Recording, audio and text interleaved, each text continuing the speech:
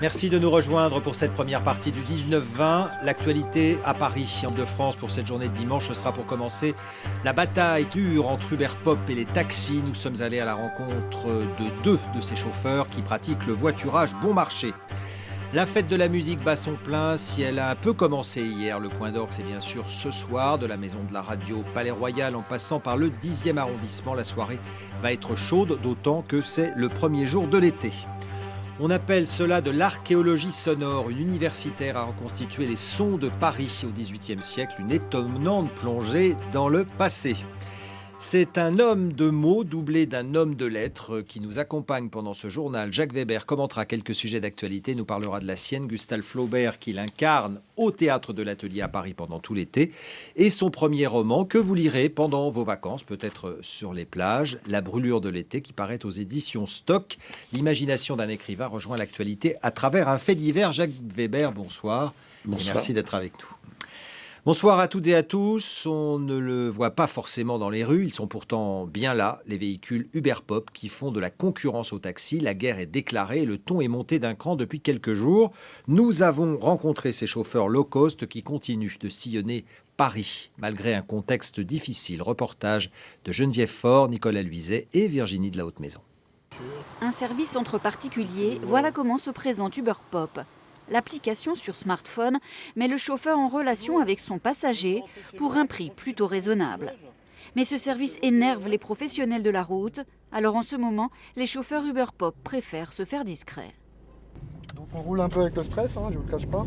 Et alors Uber Pop, c'est légal ou c'est pas légal? Moi-même je ne sais pas si c'est légal ou pas. Pour moi c'est légal vu que l'application en existe.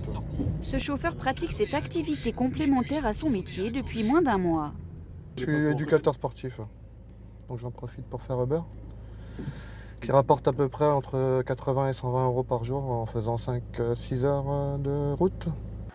Jean, lui, est un ancien restaurateur à la retraite. Il est devenu en quelque sorte la vitrine de la société Uber auprès des médias. Pour lui, le service qu'il rend n'a rien à voir avec du travail dissimulé. Je vous montre les papiers qui sont manifestement la preuve que je suis bien inscrit comme auto-entrepreneur, ce qui est tout à fait légal, que je paie des charges qui sont élevées, puisque c'est 24% au RSI, que j'ai en plus l'entretien de ma voiture, réparation, essence, assurance, etc., à mes frais. Donc je suis totalement en règle. Il manque 5 à 6 000 taxis dans Paris et Uber ne transporte pas des passagers du tout de la même manière qu'un taxi. Les taxis, on peut les dans la rue, ils prennent des couloirs de bus, ils ont des avantages liés à leur profession qui sont des avantages tout à fait normaux. Je trouve que Uber n'est pas une concurrence déloyale, pas du tout, c'est complémentaire. La loi Thévenoud, qui voulait mettre un peu d'ordre dans le transport de personnes, n'a en fait rien réglé. Plusieurs décisions de justice sont allées à l'encontre de la volonté du gouvernement d'interdire ce service de transport de particulier à particulier. Alors Jacques Weber, les chauffeurs de taxi sont très en colère. Ils appellent à une manifestation et à une grève le 25, c'est-à-dire jeudi prochain. Vous les comprenez, ces chauffeurs de taxi, face à ces véhicules Uber? Oui et non, oui, parce que voilà, c'est leur gagne-pain qui semblerait être menacé, mais il faut bien comprendre qu'on traverse une économie qui est en train de changer à une vitesse considérable et donc qu'elle génère d'autres types de moyens que les gens dans un premier temps improvisent et qui petit à petit se précisent et se fixent. Donc je pense que ça fait partie des grandes évolutions économiques actuelles qu'on ne peut pas refuser, qu'il faut comprendre, qu'il faut admettre et qu'il faut s'équilibrer avec. Voilà. Merci pour ce premier commentaire, Jacques Weber. L'actualité, c'est aussi depuis une semaine une cité de Clamart en Lisière de Meudon qui est la proie de violences entre bandes rivales. 4 policiers ont été blessés avant-hier soir. 2 d'entre eux ont été renversés par un scooter alors qu'ils effectuaient un contrôle dans cette cité. 4 jeunes, dont un mineur, ont été interpellés. Allons-nous être un peu plus surveillés dans le contexte des menaces terroristes? La loi sur le renseignement est débattue en ce moment devant le Parlement. Les opposants à cette loi, qu'ils jugent liberticide, se sont rassemblés aujourd'hui devant le siège de la direction de la Sûreté intérieure à Levallois. Isabelle Dupont avec Pierre Lassus. Manifestement, les locaux de la direction de la sécurité intérieure avaient été placés sous bonne garde. Déploiement disproportionné au vu de ces quelques dizaines de manifestants venus, eux, pour un pique-nique dominical. Des syndicats, des associations hostiles au projet de loi sur le renseignement. Un texte promu par le gouvernement pour lutter contre le terrorisme, mais qui, pour ses détracteurs, porte atteinte aux libertés. Il ouvre la voie à une surveillance généralisée, y compris, je l'ai dit, par rapport à des catégories qui sont des catégories qui n'ont rien à voir avec le terrorisme. Il ouvre la surveillance, par exemple, à des acteurs du mouvement social, à des syndicalistes, à d'autres professions. Un projet de loi qui donnera plus de latitude aux services de renseignement, notamment pour surveiller les échanges sur Internet ou les conversations téléphoniques. On va mettre en œuvre des techniques de renseignement qui sont extrêmement intrusives. Des balises sur les voitures, des écoutes dans les domiciles, des écoutes dans les véhicules, toutes les communications par voie électronique, alors même, je le répète, qu'il n'y a même pas un délit qui est envisagé. Parmi les manifestants, des membres du groupe de Tarnac, ces militants mis en cause pour des sabotages sur des lignes SNCF en 2008. 3 d'entre eux sont renvoyés en justice pour des faits en relation avec une entreprise terroriste. Tout au long de cette instruction, on a soulevé tout un tas de pratiques frauduleuses et d'illégalités des services de renseignement. Tout ce qu'on a soulevé comme illégalité et comme acte frauduleux des services de renseignement vient être couvert par cette loi qui leur donne un chèque en blanc absolu. C'est totalement ahurissant que cette loi soit passée. Le projet de loi sur le renseignement devrait être définitivement adopté par le Parlement la semaine prochaine. Jacques Weber, cette loi renseignement est-elle liberticide ? Le tout sécuritaire est le contraire même des principes de la démocratie, quoi, en 2 mots. Enfin, je veux dire, c'est extrêmement dangereux. Il faut que la démocratie comment dirais-je, prenne ses risques, entre autres celui de la liberté et de la liberté d'expression. Et là, moi, j'adhère totalement à tout ce que les gens ont dit et la façon dont ils témoignaient. Eh bien, puisqu'on parle de la démocratie, les électeurs d'Asnières et Clichy dans les Hauts-de-Seine votent depuis 8 heures ce matin et jusqu'à 20 heures pour le second tour. Une élection municipale partielle. Clichy est le dernier bastion socialiste du département. Et puis on votait également à Pontault-Combault en Seine-et-Marne. L'élection de ces maires avait été annulée par le Conseil d'État en raison d'irrégularités. Et l'élection de Pontault-Combault, on ne vote plus depuis 18 heures. L'actualité de la soirée, c'est aussi la fête de la musique. L'ambiance est festive à chaque coin de rue. Voici un petit tour d'horizon assez contrasté dans la capitale avec Didier Morel et Yves-Léopold de Wulf. Qui se cache à l'intérieur d'un poste de radio? France Musique, faites la musique jusqu'à 23h30 avec... Quel enfant n'a pas rêvé de le savoir? Réponse dans ce studio tout neuf de la Maison de la Radio. Sur scène, des reines dansantes et dans le public, de jeunes oreilles ravies. Comment tu voyais ça avant? Plus petit et juste avec 3 micros, mais tout petit en fait. Je pensais pas que la musique c'était comme ça, ils faisaient en direct comme ça. C'est des vrais chanteurs qui chantent devant nous, qui vont faire des comédies musicales après et qui vont dans des théâtres. Tout est calme ici, gazouillait-il gaiement. Jouer à se faire peur avec Petit Pierre et le Loup. Quoi de mieux que cette version de jazz band pour faire vibrer de jeunes écoutilles? Qu'est-ce que ça veut dire pour toi la musique? Des chansons, j'adore, moi je fais du piano. Rien. Envie de danser. Changement de décor sur cette place, aux allures de village. Pas de gros sons ici, mais de bons vieux standards. Et ça fait vibrer, grâce à ces ex-enfants du rock, aux escourdes blanchies par déjà 34 fêtes de la musique. On a ça dans le cœur depuis tout petit, et voilà quoi, ça, c'est quelque chose qui effectivement qui est en nous et qu'on a envie de transmettre aux générations futures. Ici comme ailleurs, la musique, ce sont autant de bulles de souvenirs qui nous éblouissent à chaque nouvel été. Et ce soir, d'autres concerts ont lieu à Paris, notamment place d'Enfer Rochereau et place de la République, ainsi que dans la proche banlieue. 800 manifestations au total, ce qui aura bien sûr une incidence sur la circulation qui sera perturbée. Vous êtes donc invité à emprunter en priorité les transports en commun. Et justement, qu'entendait-on dans les rues de Paris au XVIIIe siècle? L'ambiance dans la capitale était forcément tout autre. Une universitaire lyonnaise a reconstitué ces sons d'il y a 2 siècles. Écoutons le passé dans ce reportage de Mathieu Boudet et Laure Crozat. Il suffit d'un casque sur les oreilles pour faire un bond de 2 siècles en arrière. Ça n'a l'air de rien, mais cette balade en images et en sons, c'est de l'archéologie sonore. Une immersion de 8 minutes pour entendre les bruits de Paris au XVIIIe siècle. Comme ici, on approche de la grande triperie.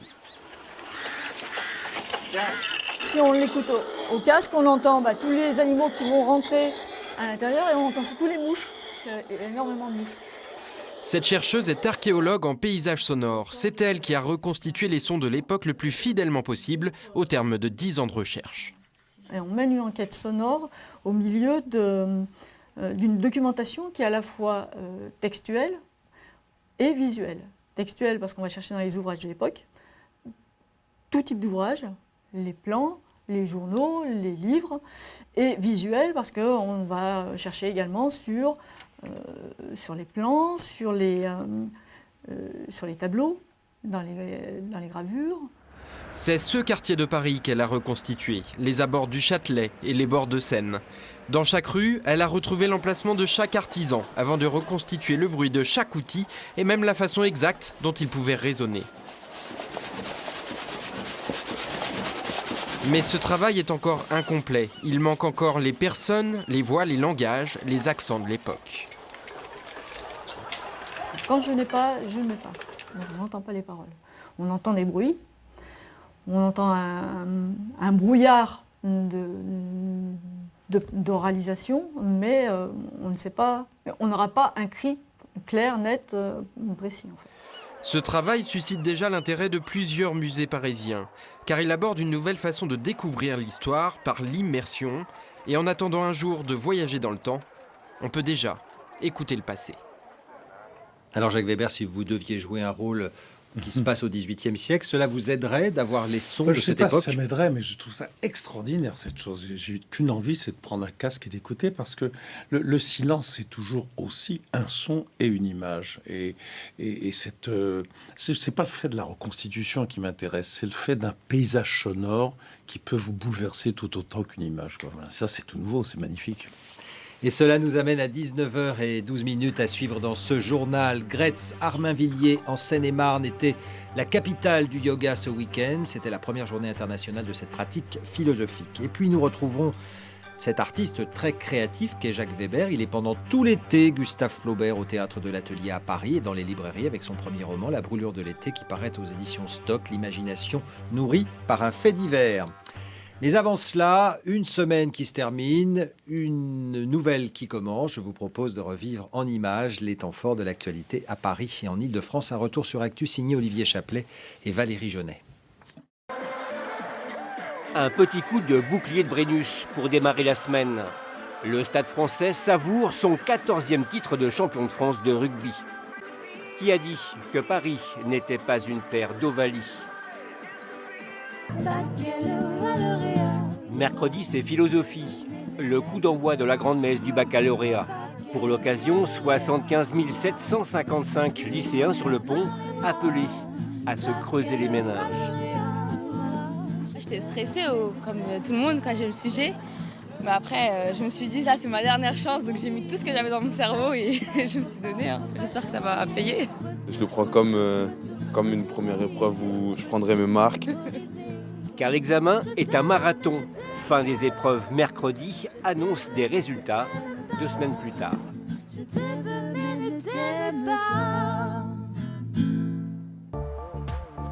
Le parquet d'Evry a-t-il les moyens suffisants d'enquêter sur la catastrophe de Brétigny? Non, disent les 3 magistrats instructeurs. Ils réclament leur dessaisissement au profit d'un pôle spécialisé, de quoi déboussoler les parties civiles. On a d'une côté les juges d'instruction qui nous disent on n'a pas les moyens, et l'entreprise mise en cause qui nous dit l'enquête est de mauvaise qualité. Et au milieu, on a les victimes, et les victimes, elles n'ont aucun moyen, elles, de peser. Le 12 juillet, cela fera 2 ans que le Paris-Limoges déraillait. 7 personnes avaient perdu la vie. Au Bourget, c'est dans le ciel que cela se passe. La grâce de l'Airbus A350. C'est bluffant. La fougue aussi du Rafale Jet qui a le vent en poupe. Je suis impressionnée par l'exploit du pilote en fait. Succès public non démenti pour ce salon, vitrine incontournable de l'aéronautique mondiale. L'édifice n'a pas 6 mois mais cumule déjà les fausses notes, malfaçon à répétition pour la Philharmonie. Le temple de la musique que son architecte, écarté de la conduite des travaux, peine à reconnaître. J'attends un miracle, j'attends qu'un ministre de la Culture puisse se dire l'architecture c'est important et on va faire en sorte que ce bâtiment puisse se terminer de façon digne. Un maire de la Culture ou une maire de Paris. À l'affiche de la première saison estivale, 2 mois de fermeture pour travaux. Et puis restons zen, la première journée internationale du yoga décrétée par l'ONU a lieu jusqu'à ce soir à Gretz-Armavili en Seine-et-Marne. C'est le Premier ministre de l'Inde qui veut promouvoir le yoga dans le monde. Le yoga favorise le développement d'une personnalité harmonieuse dans tous les domaines de la vie moderne, donc initiation et démonstration. Voyez ce reportage de Farid Benbekay et Philippe Aliès.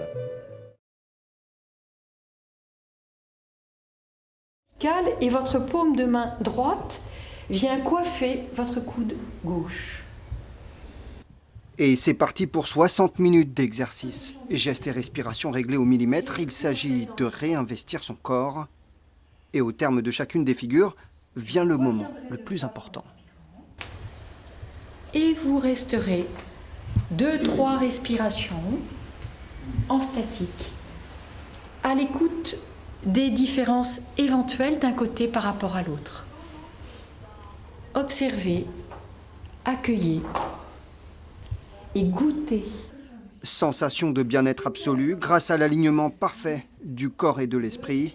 Le yoga permet ainsi de venir à bout de blocages intérieurs. Quand on a des situations un petit peu bloquées, quand on a cette attitude et qu'on suit quelque chose qui nous dépasse, qui est le souffle, eh bien on voit que les choses se font tout seules, par exemple. Et ça, c'est quelque chose que j'ai appris parce que je l'ai ressenti dans mon corps. La France compterait 2 millions d'adeptes. Le yoga se pratique pour un tas de raisons. Les aspirations sont différentes. Il se laisse complètement porter par ma voix, par ma proposition, et il n'y a pas de réticence, vous voyez ce que je veux dire. Et ce qui est très beau, c'est que c'est extrêmement fluide. Pour comprendre et donner du sens, la vie, à l'être, à l'humain. C'est un moment sympa en fait, comme là, on est tous ensemble, on fait un mandala, enfin voilà. Et ils sont de plus en plus nombreux. Il faut dire que cette science de la respiration tout en douceur comporte bien des vertus.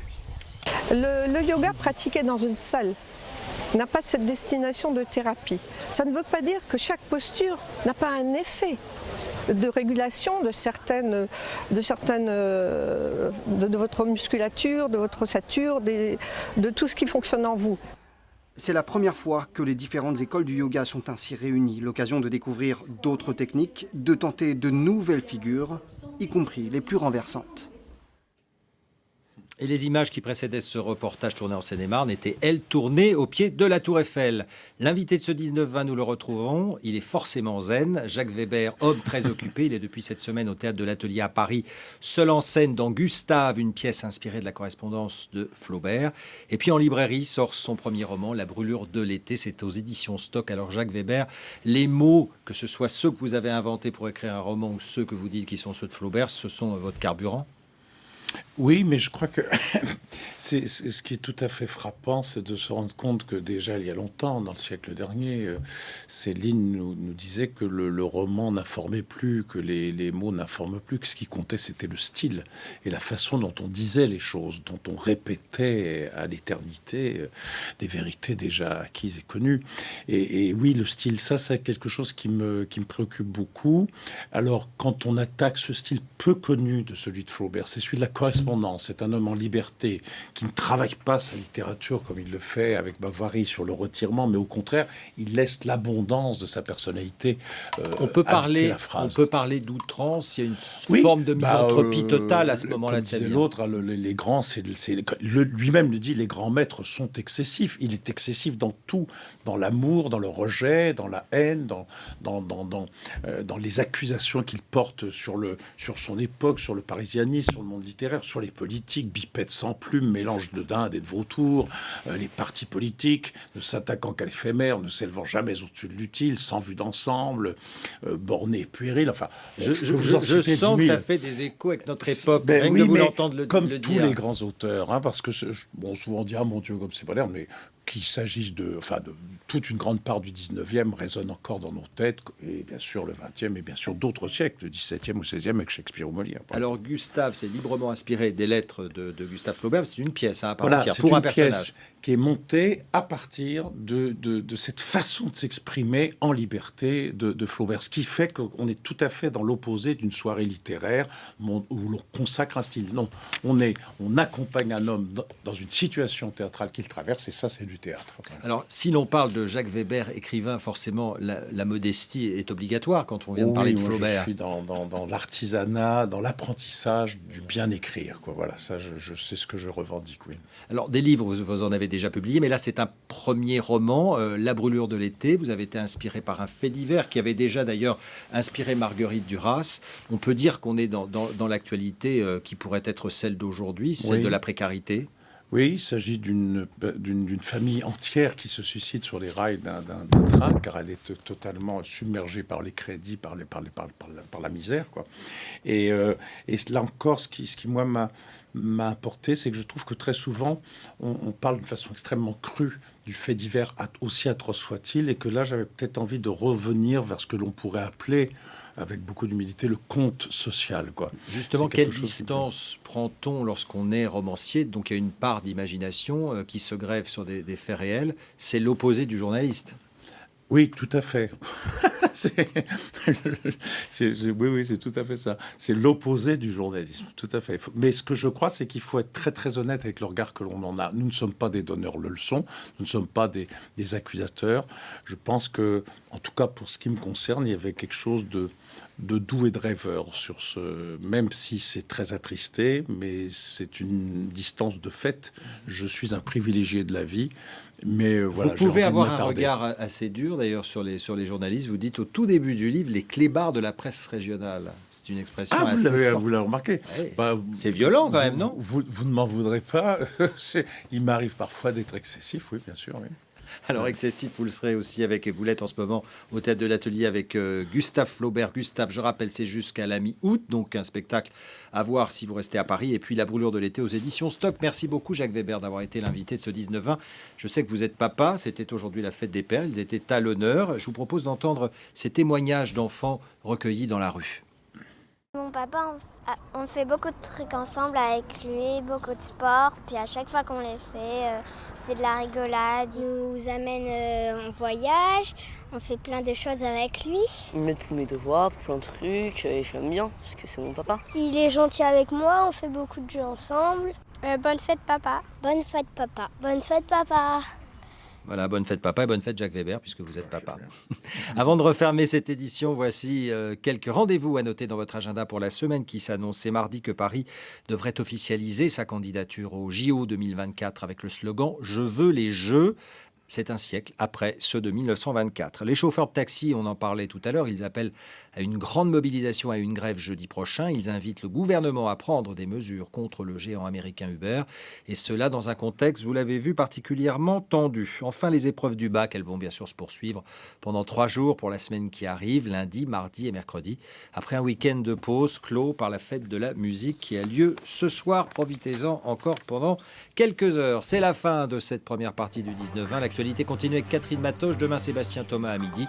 Très belle soirée à vous. Merci de votre fidélité.